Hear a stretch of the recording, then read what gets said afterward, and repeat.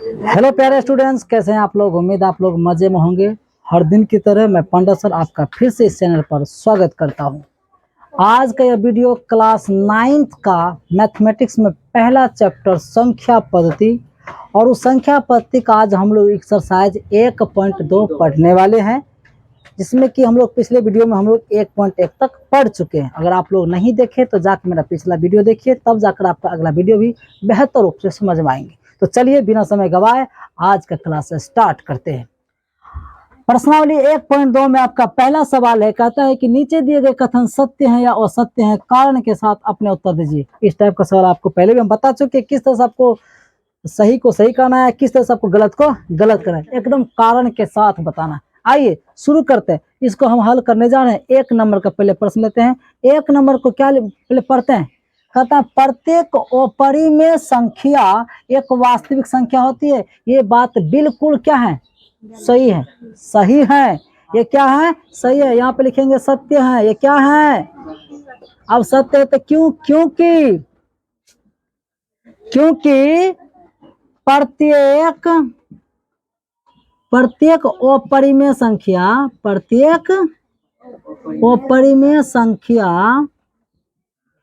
एक वास्तविक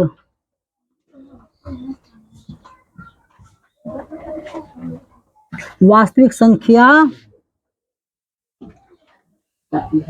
होती है। ठीक है।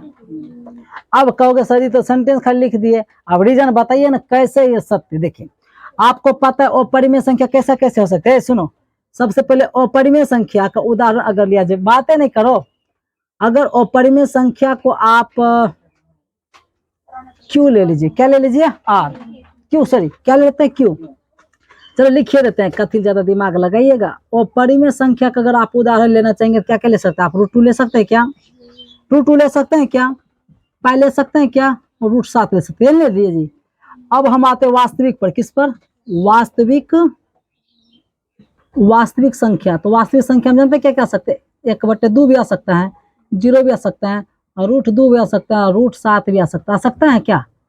यानी जो अपरिमेय संख्या में है वो वास्तविक संख्या में आपको आराम से मिल जाएंगे। माने जितने भी अपरिमेय संख्याएं हैं वो निश्चित रूप से क्या हो सकती हैं, वास्तविक संख्या हो सकती है, क्योंकि अपरिमेय संख्या तो वास्तविक संख्या में ही न शामिल है। इसलिए जितने भी अपरिमेय संख्या वो वास्तविक संख्या हो ही सकते हैं। लेकिन सभी वास्तविक संख्याएं सिर्फ परिमेय नहीं हो सकता है, सिर्फ अपरिमेय नहीं हो सकता, हो भी सकता है, नहीं भी हो सकता है। लेकिन जो अपरिमेय है वो तो ऑलरेडी हमेशा क्या होगा जी, वास्तविक संख्या होगी, क्योंकि वास्तविक संख्या का मतलब है तो उसमें परिमेय और अपरिमेय दोनों है। तो जो अपरिमेय वो वास्तविक की संख्या भी होगी। बात यहाँ तक समझ में आ गई। इसलिए क्या था, सत्य था। अब आते हम लोग सवाल नंबर 2, दूसरा प्रश्न पढ़िए। कहता है संख्या रेखा का प्रत्येक बिंदु √m के रूप का होता है, जहां m एक प्राकृत संख्या, m एक प्राकृत संख्या का मतलब 1 हो सकता है, 2 हो सकता है, 3, 4, 5, 6, 7 कुछ भी हो सकता है। ये इसने जो भी बोला ना ये गलत बोल दे, ये क्या है, असत्य है। अब बताते हैं असत्य क्यों है। ये क्या है, असत्य है, समझो मेरी बात। ये असत्य है तो कैसे, क्योंकि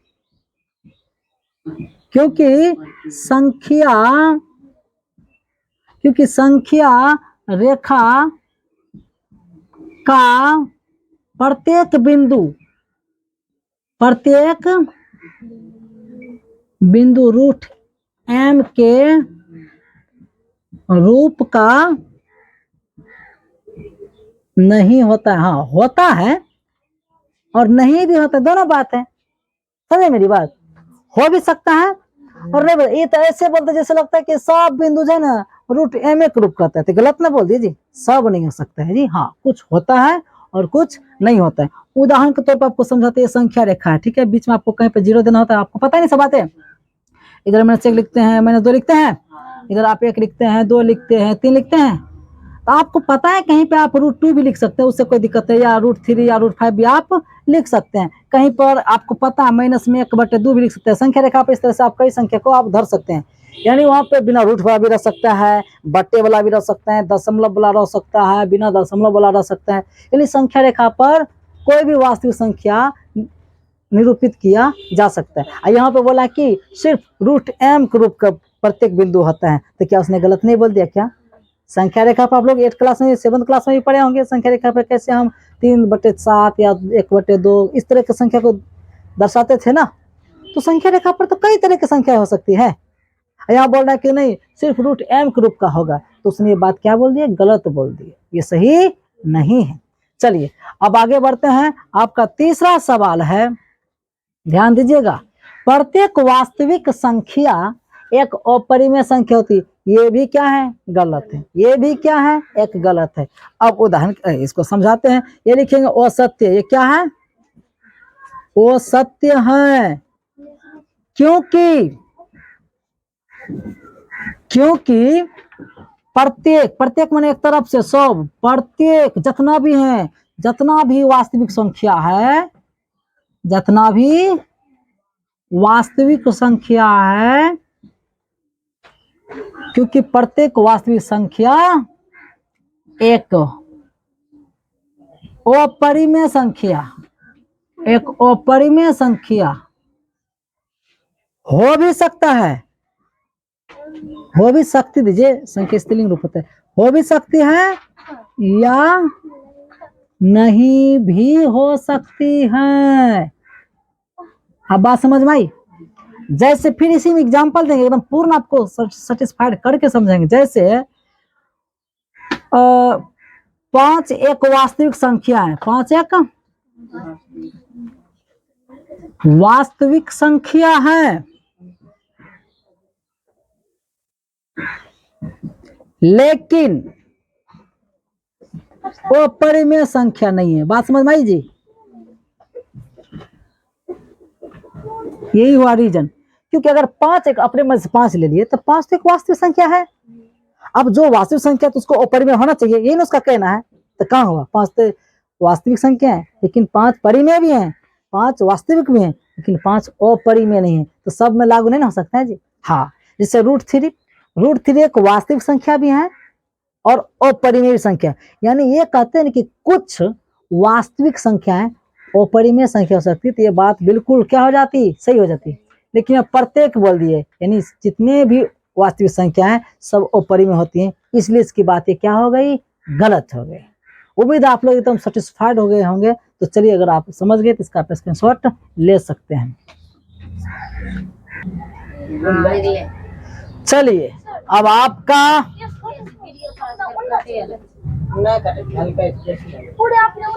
रोकन जल्दी जी, तुम लोग क्या कर रहे हैं?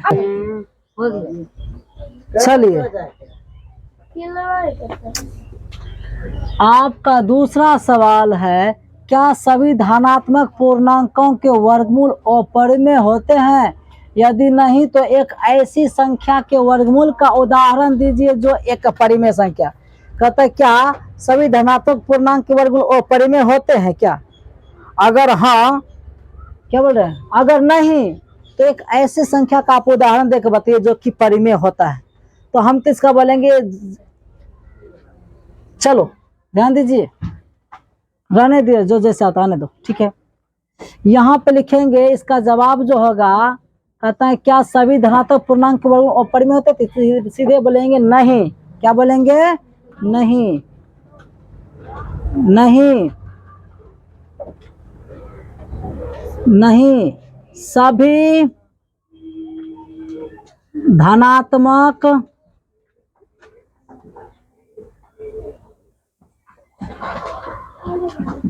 पूर्णांकों के वर्गमूल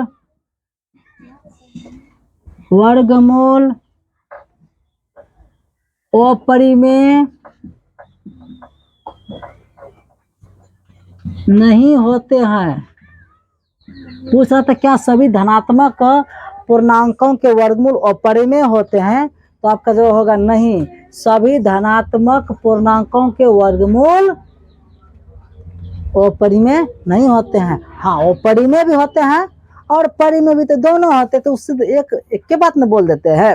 अब लिखेंगे, फिर कहते यदि नहीं तो, फिर हो बोलिए दिया, अगर नहीं ऐसा होता है तो एक ऐसी संख्या का आप अपनी मर्जी से उदाहरण दीजिए। तो हम कोई भी पूर्णांक ले लेते हैं। तो एक संख्या का वर्गमूल का उदाहरण दीजिए जो एक परी में हो जाएगा। तो जैसे मैंने उदाहरण ले लिया, जैसे मैं एक उदाहरण ले लिया, जैसे एक उदाहरण मैंने ले लिया 9।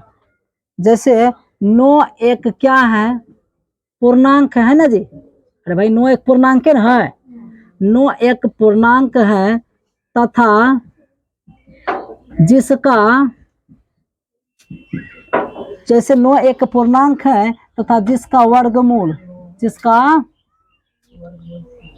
3 है, जो एक क्या है, वर्गमूल 3 है जो एक क्या है, परिमेय संख्या। तो सेटिस्फाइड हुए आप लोग? परिमेय संख्या है, यही आपको लिखकर संतुष्ट करना है। मेरी बात समझ, हम क्या बोले कि पहले नंबर तो बोल दे नहीं, सभी धनात्मक पूर्णांकों के वर्गमूल अपरिमेय नहीं होते हैं। जैसे 9 ले लिए, 9 एक धनात्मक पूर्णांक है, इसका वर्गमूल तथा जिसका वर्गमूल निकला 3, तो 3 तो एक परिमेय संख्या है जी। तो उसका कहना गलत नहीं है जी कि नहीं सभी धनात्मक पूर्णांकों के वर्गमूल अपरिमेय होते हैं, परिमेय भी तो हो सकता है।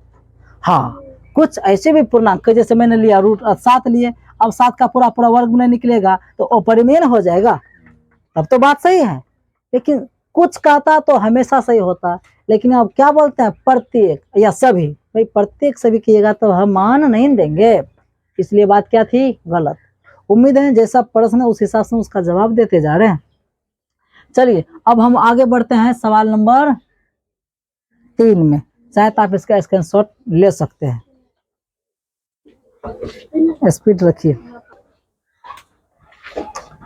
अब आपका अगला सवाल है, दिखाइए कि संख्या रेखा पर √5 को किस प्रकार निरूपित किया जा सकता है।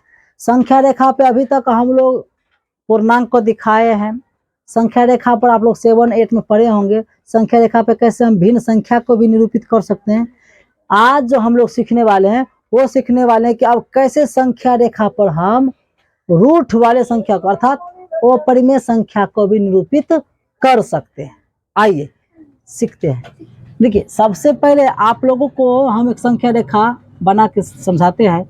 ये मान लो एक संख्या रेखा है, ठीक है, ये क्या है, एक संख्या रेखा है। आप सबको मालूम है कि कहीं पे 2 टुकड़ों में इसको बांट दो, यहाँ पे मान लो 0 है, क्या है, 0 है, यहाँ पे 1 है, यहाँ पर क्या है, 2 है ना, ऐसे 3 है, 4 है, बढ़ते। लेकिन हाँ इधर क्या होता है, माइनस में होता है, इधर क्या होता है, प्लस में 1, इधर क्या होता है 2, उसी प्रकार से क्या होता है 3। आगे जितना बढ़ाना है आप बढ़ा सकते हैं। यहाँ तक बात समझ में आ गई? यहाँ तक बात समझ में आई?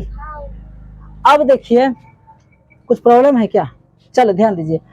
अब ये हमने आपको संख्या रेखा बता दी, लेकिन संख्या रेखा देखिए आपने कैसे -2, -1, 0 या 1, 2, 3 को दर्शा दिए। अब इसी बीच हम 1/2 को भी दर्शा सकते हैं, 5/2 को भी दर्शा सकते हैं हम लोग, लेकिन वो सब आप लोग पिछले क्लास में सीख चुके हैं।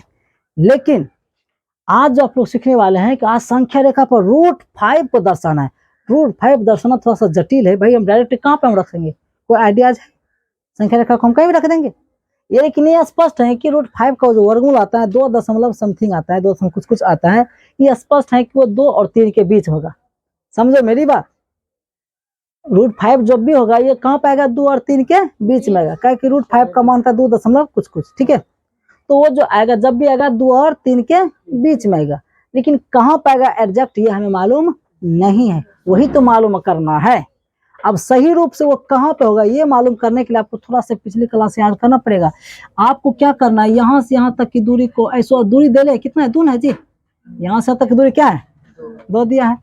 आप यहाँ से यहाँ तक की दूरी आप अपने मर्जी से क्या मान लीजिए, 1 मान लीजिएगा, 1 इकाई, क्या मान लीजिएगा, 1 इकाई। इकाई मान नहीं सेंटीमीटर नहीं मीटर, मैंने कोई भी इकाई ले सकते हैं, कुछ भी ले सकते हैं आप, सेंटीमीटर मीटर जो भी है। इसको आप इससे मिला दीजिएगा। आपको थोड़ा सा अजीब लग रहा होगा लेकिन समझिएगा, इसका नाम आप क्या रख दीजिए, ओ रख दीजिए, क्या रख दीजिए, ओ। इसका नाम आप क्या रख दो, ए। इसका नाम क्या रख दो, बी। यहाँ पे जब एक लंबवत खड़ा डाले तो हो गया 90 डिग्री का कोण, और 90 डिग्री कोण हो गया तो ये बन गया समकोण त्रिभुज। अब समकोण त्रिभुज से संबंधित आप लोगों को बेसिक क्लास में पढ़ा चुके थे, लंब आधार कर्ण के बारे में आप लोगों को जानकारी दिए थे ना, याद है कि भूल गए? चलो भूल गए तो फिर से देखो, समझने का प्रयास करो। नीचे वाला होता है उसको हम लोग क्या कहते हैं, आधार कहते हैं, जो खड़ा रहता है उसको हम लोग लंब कहते हैं, जो तिरछा रहता है यानी 90 डिग्री के सामने वाली भुजा को हम लोग क्या कहते हैं, कर्ण कहते हैं। यहाँ पे कर्ण लिखने की कोई मतलब नहीं है, समझे मेरी बात। यहाँ पे कोई मतलब नहीं है, आपको संक्षेप में ही समझ लेना है। तो अब हमको तो वास्तव में दिखाना है, ये चलो इकाई में नहीं लिखना, बाद में लिखते रहना, हमको वास्तव में दिखाने की संख्या रेखा पर √5 कहाँ पर होगा, इस चीज को समझने में हम बहुत मेहनत कर रहे हैं। देखिए समय दे रहे आप लोगों को समझाने के लिए।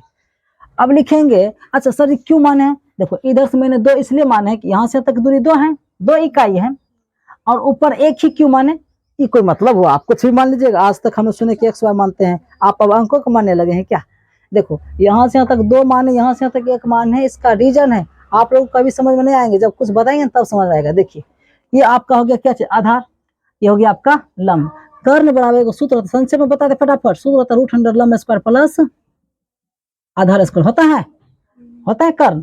तो कर्ण यहाँ पे क्या है, ओ भी है, ओ भी बराबर √100 क्या हो जाएगा कर लंब, लंब का मान यहाँ पे क्या है, लंब का मान 1 है, 1 स्क्वायर प्लस आधार का मान क्या है 2 है, यहाँ से तक दूरी 2 है जी, तो यहाँ जगह 2 का स्क्वायर तो हो जाएगा √100, 1 स्क्वायर 1 होता है, 2 का स्क्वायर 4 होता है, तो क्या हो जाएगा √100 पहुंचेगा।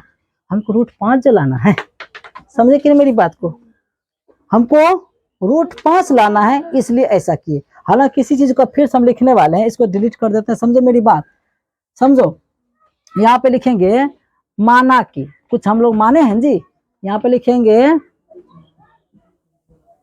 माना कि आपने एक नया चीज क्या माने, ए बी बराबर 1 इकाई माने, क्या माने आप, 1 इकाई, इकाई माने आप सेंटीमीटर मीटर कुछ भी नहीं लगाया है, तो सीधा क्या लिख दीजिएगा इकाई, अपने मर्जी से। अब वो मर्जी का रीजन भी तो बताए थे ना, क्यों माने थे हम 1, क्योंकि इधर 1 मानेंगे, हाँ एक चीज और, या तो ऊपरे में 2 मान लो, तो नीचे में 1 मान लेना, मैंने दोनों को वर्क करेंगे तो 5 आना चाहिए, तब ना काम होगा हम लोगों का, इसलिए ऐसा कर रहे हैं। 1-2 सवाल बनेगा, सब क्लियर हो जाएगा।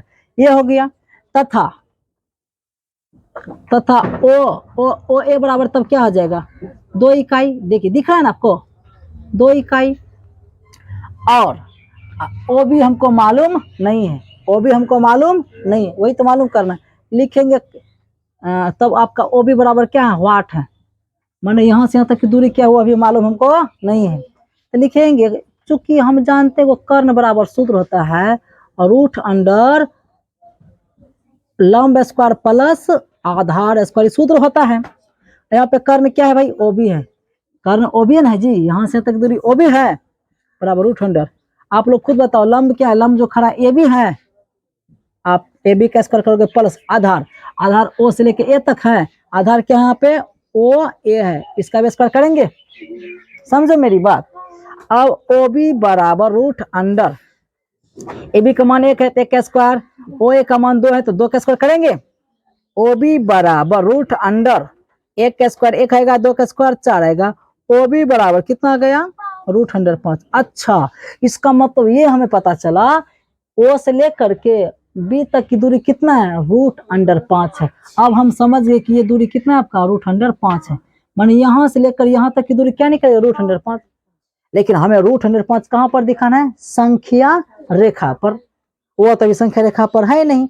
अब इस चीज को समझो, हमको दिखाना है कहाँ पर, संख्या रेखा पर। आप क्या करोगे, इतना को चाप, ये जो दूरी का अपने आपके पास प्रकार होगा जी, कंपास की मदद से चाप काट लीजिएगा, वो आप ऐसे खींचिएगा तो कहीं ना कहीं इसको क्या करेगा, ऐसे काटेगा, ठीक है, ये कहीं कहीं क्या करेगा, काटेगा, तो यहीं पर आपका क्या आ जाएगा √5, ऑटोमेटिक ये कहा यहाँ पर √5, इसका नाम कुछ आप भी रख दीजिएगा, समझे मेरी बात। अब ये जो रख दिए तो लिखेंगे अंतिम में अतः संख्या रेखा पर बिंदु P ही √5 को क्या करता है जी, निरूपित करता है, क्या करता है, निरूपित करता है। अब रीजन थोड़ा समझाते हैं, सवाल सॉल्व हो गया, आंसर मिल गया, अब समझो रीजन समझो। देखो यहाँ से यहाँ तक की दूरी √5 है जी, लेकिन वो चीज हम कहाँ पर, हमको कहाँ पर दिखाना है, संख्या रेखा पर दिखाना है, रहने दो, संख्या रेखा पर दिखाना है। अब ये खड़ा है तो गिरेगा तो ज्यादा दूरी लेगा जी। आप एक उदाहरण देते हैं, अभी इसको ऐसे देख लीजिए, देख रहे हैं ना, अभी ये जैसे लगता है कि इसके सीधा है ना, जब गिराएंगे तो ये तो कुछ ज्यादा दूर में चला जाएगा जी, इसको मैंने खींच के संख्या रेखा पर लाए तो पता चला वो कुछ आगे जाके गिर गया, इसका मतलब यही हुआ, बोले ना कि 2 और 3 के बीच में ही होगा, देखो ऑटोमेटिक 2 और 3 के बीच में आया, यही हो गया, इसका वास्तविक जगह यहाँ पे था। उम्मीद है आप लोग इस चीज को बढ़िया से समझ गए होंगे। अगर समझ गए तो आप इसका स्क्रीनशॉट ले सकते हैं। देखिए अब आपका चौथा सवाल ये कुछ इस प्रकार से, इसे तो पढ़ने से हमको डर लग गया, ठीक है। दूसरी बात, ये आपके एग्जाम में कभी पूछे जाएंगे नहीं, ठीक है। ऐसे सवाल पर अगर ध्यान नहीं दीजिएगा तो कोई घबराने वाली बात नहीं कि मेरा सवाल छूट रहा है, कहीं कोई दिक्कत वाली बात नहीं है। ये सब ऐसे मतलब आपस में कहता बातचीत करके बनाने के लिए, तो कोई बहुत बड़ी प्रॉब्लम नहीं है, इसको छोड़ देते हैं। तो आपका आज का जो है एक्सरसाइज 1.2 भी क्या होता है, समाप्त होता है। अब हम लोग अगले वीडियो में मिलेंगे फिर नए टॉपिक के साथ, तब तक आप लोग अपना ध्यान रखें। धन्यवाद।